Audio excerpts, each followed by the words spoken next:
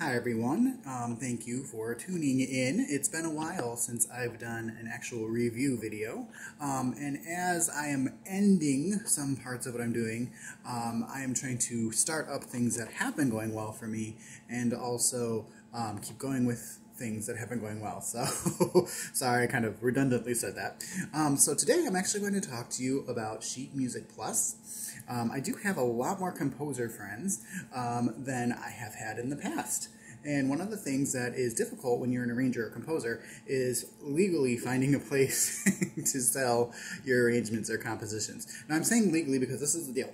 If it's a composition, you can sell it anywhere because you own the copyright. You wrote it. If it's an arrangement, that's where it gets kind of scary. You have to figure out how the copyrights work. You have to figure out, do you have the right to do this? Is this a public domain song? If it's public domain, you're great. Go ahead and arrange Twinkle Twinkle Little Star until the cows come home. But if it's an actual song like on the radio or in a movie or something that people are probably actually looking for, you're going to need to work with a site. And the site that I work with is Sheet Music Plus. So Sheet Music Plus is a really good place. It's fairly easy. You just sign up like you sign up anywhere else. I would try to show you what it looks like on the computer, but one, I'm not tech savvy, so I don't actually know how to do the whole like film yourself while you're going to the screens. And two, my camera actually won't flip for me. It's very strange. It won't flip from one side to the other while I'm filming. But basically what it is you sign up at sheetmusicplus.com and create your account. While you're there, you have a couple options. The first thing is you can upload an original composition. And again, if you upload the original composition, it's really easy. You do need a PDF file, so that's really important. All of my friends out there, if you're using Sibelius, Finale, MuseScore, Crescendo, whatever score program you're using, you're going to need to have it exported as a PDF to use it for Sheet Music Plus to actually sell. You're also going to want to have an MP3. You don't have to have one to sell it. I've seen my sales increase if I include the MP3. That way people can hear what they're purchasing. They also have a place where you can put a YouTube video.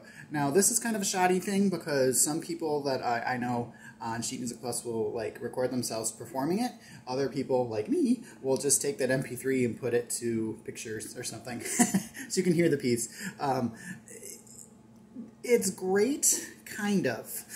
And I'm going to say kind of because not everybody who's buying sheet music is interested in watching a YouTube video about the thing they're going to get. So that's kind of up to you. But anyway, so you go ahead and you upload that. You put in the title and description, and you get to name your price. Now, if I remember correctly, let me go ahead and double check. You get a lot more money back as if it's a composition. Like a lot more money back if it's your own. So you get a higher percentage of the sale price back to you. I want to say it's about 70 or 80%. You know, it's been a long time since I've seen the percentages, so I do apologize. Yeah, I do apologize. But the percentages are much higher if it's your own composition. You go ahead and you have to mark down what instrument. Is this a score? Is this parts? Is it a lead sheet? You can sell lead sheets. I don't know why you would, because I don't know anybody who would purchase that, because you can get lead sheets for free. But whatever, you can put a lead sheet. You can put what type of music. So is this jazz? Is this classical impressionistic? Is it Christmas? Is it for 4th of July? And then you go ahead and you submit it. Once you submit it, it does take about a full business day. I've had pieces take up to a week simply because certain times of the year it gets kind of crazy, especially like holiday times. Everybody's submitting things. They do also have contests from time to time where you can submit like sacred music, contemporary music, and they give you like, we want, like I did a sacred music contest last year. We want a sacred music arrangement. We want it for piano, go. So you would do all that, and you would see that it would take much longer to clear because so many people are sending things in for the contest. All right, so that's how you would do like just a, composition. Now, if you're doing an arrangement of a public domain song, it's a different option. So you have to click the different option, and you're actually required to say what you did. So you can't actually take a public domain song and like, I did da da da da da da da da da da da da da on the flute. They will reject it because you didn't change it. It has to be, an arrangement has to be an alteration. So You have to change the time, you have to change the key, you have to change something about it that makes it your specific arrangement. Otherwise, again, it gets rejected. So make sure you do a change. And then the process is exactly the same. You would put the title, you would put the you as the arranger. If it does have a composer, you should put it down. They would like you to. But some public domain songs don't really have a composer, so in the composer, I typically type in public domain so I don't run into any backlash. If you get the copyright stuff wrong or fail to put certain things in, they will reject it. So make sure you put stuff in. And then again, you get a chance to put in the description, like, this is an arrangement of Twinkle Twinkle Little Star for the flute. I added flourishes with 16th notes, grace notes at the beginning of every phrase, or something like that, to kind of give your purchaser? That's not the right word. To give your audience an idea of what they're purchasing. Again, still put up that MP3, still need the PDF, fill everything out just like you did before. Is it a lead sheet? Is it a score? What are we looking at? What's it for? What level is it? Beginner, intermediate, advanced, and so forth. Easy. Now here's where it gets a bit complicated, but it's also where I found a lot of success, and I'm going to talk to you about that in a minute. What you need to do if you want to do an actual copyrighted song, you have to go into their actual website, and as you can tell, I actually have it in front of me to reference. I'm referencing it, but I can't show you it because, again, my camera doesn't flip-flop while I'm filming, and I'm actually really bad at film editing. Like, that is the worst thing for me ever.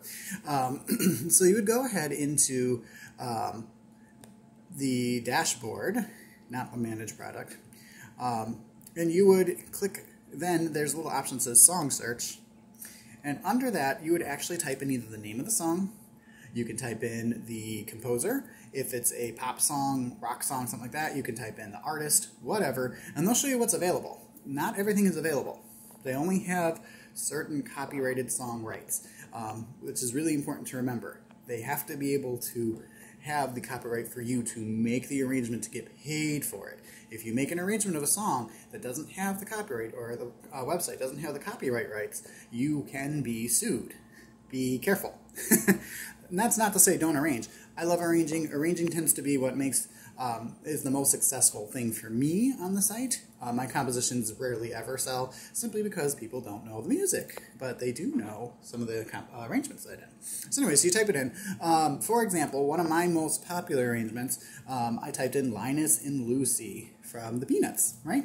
So then what happens is you get this screen. It shows you all of the different songs named Linus and Lucy that they have copyright for. You pick the one that you want, which might take some research. For me, I usually have to Google, all right, who wrote this, and what year was it, and how do I know that I'm doing the right one? So you get, you click the right one after you figure out which one the right one is. Then you're going to see it's going to have composer. It's going to have a humongous paragraph for the copyright. Here's the thing. I can tell you from experience, if you're using Crescendo, God bless you and good luck. If you're using Finale, Sibelius, or MuseScore, it's super easy. You just kind of click, highlight, copy, and paste. Where the composer goes, highlight, copy, paste, put in the composer, highlight, copy, paste in the copyright, and you're good to go. From my experience, at least in Crescendo, you have to type absolutely everything in, and it doesn't do any automatic spacing, so good luck. So, okay, so you got all that. That has to be on your score. The PDF score has to be there. It also needs to be included inside the description when you upload it. And again, uploading is easy. Most of the time well, I'll explain that in a minute. I'm getting ahead of myself. So go ahead, do your arrangement of your song. Like for me, I did Linus and Lucy. I simplified it because I teach a lot of beginner and early beginner, advanced beginner, intermediate kids. I rarely ever have anything beyond that. So I wanted to make a song that they've heard of that they could play. It'll be cool. Their friends know what it is, but it won't kill them. So I simplified it, and I uploaded it. The upload process is very different this time. Usually you would just go ahead and, click Manage Products, or not Manage Products, you actually have a little tab that says Add Product. In this one, when you add a product, you're going to have to click, it's a copyrighted song, and then you're going to have to input the name of the song again and search it again. So if you're somebody like me who forgets things, you might want to bookmark the page or keep extra tab up of which one it was, because you would be amazed to find out how many times things switch hands and how many versions of songs are actually copyrighted. I'm being serious. One of the songs I looked up was, I think it was, what is that song by Christina Perri? It's the 1,000 Years. 1,000 Years was the name of the song. It was copyrighted in a way that you could only arrange the second part, and all the other ones were copyright denied. So, yeah, it's crazy. Make sure you're paying attention. Keep a tab of which one you're doing. After you click that right one, same idea. You're going to upload your PDF, upload your MP3, add a YouTube video if you have one. If not, don't worry about it. It really doesn't change anything, in my opinion. I haven't seen a change from not having it. And then you're going to go ahead and upload that song. You still have to input, is it a score? Is it a solo? What is it? Input, what you did to change it. Definitely put what you did to change it into the description, because it will make or break whether or not someone's going to purchase it. And this time, I'm telling you, make sure you put in, is it beginner, beginner, advanced beginner, intermediate, advanced intermediate, or expert. It's really important because people are purchasing in that way. It's a lot of piano teachers, which I also teach piano. A lot of piano teachers out there looking for sheet music for their students. If they see expert, they're not going to purchase it. Typically, a lot of piano teachers have kids, again, who are intermediate and lower. So you need to make sure you're putting it up so that they're looking at what they're looking at. So, so that's what you do. You upload it. Now, here's the deal. With the compositions that you make, you can charge as little as $1.99, which for some people that might be a little beneath them. I don't see the problem with it because it's something coming from my brain that if somebody else wants to play, great. We're making music together. For the copyrighted songs, you have to put it at $4.99 at the minimum. And if you put it at $4.99 at the minimum, you only get 50 cents for each purchase. Now again, I started all this because I'm a piano teacher. I wanted to put out what I've been doing for my students. Since I can, I will, and I'll sell it. And it's been okay. I've made money off of it. So great. So as I said, if you're thinking that you're going to be on Sheet Music Plus and you're going to make this amazing grandiose score and it's going to sell to everybody, that's probably not going to happen. Sheet Music Plus isn't necessarily a major publisher. So I want to talk about two quick other things before we're done. So first of all, the contests. The contests actually do have to do with major publishers. We're looking at people like Hal Leonard Music and things like that. So if you end up placing in one of those contests, your chances of getting attention from a actual music publisher will be much higher, which would be basically your goal, if that's what you're trying to do as a career. The other thing that I wanted to say is that you will be surprised at what ends up being your bestseller. My absolute 100% bestseller, believe it or not, is Winter Wonderland. It is. It's a piano, basic piano arrangement. I was using crescendo, so when I look at it, I get super crazy frustrated because it doesn't look the way I want it to look, because crescendo was really hard to use. But people still buy it. I've had people buy it in July, which is bizarre, but they do.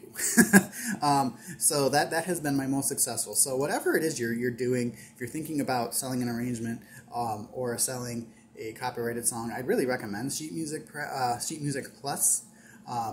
That way, as I said, you can get the word out there. Now, the actual name of what you're on, it's Sheet Music Plus, but it's actually SMP Press is the name of the site when you're publishing the music. So that pretty much covers it. What would I give it out of a scale of 1 to 10? Probably a 7.5. 7.5. It is good. It is a great way to, again, get your arrangements and your compositions out. I don't necessarily feel that they advertise for you. You have to really work on advertising yourself, and you're not making an amazing amount of money unless you try to charge a lot of money. But again, the higher the price, the less likely people are to buy it. So yeah, so that is my review on Sheet Music Plus. I hope you all have a great day. Thank you for tuning in, and bye.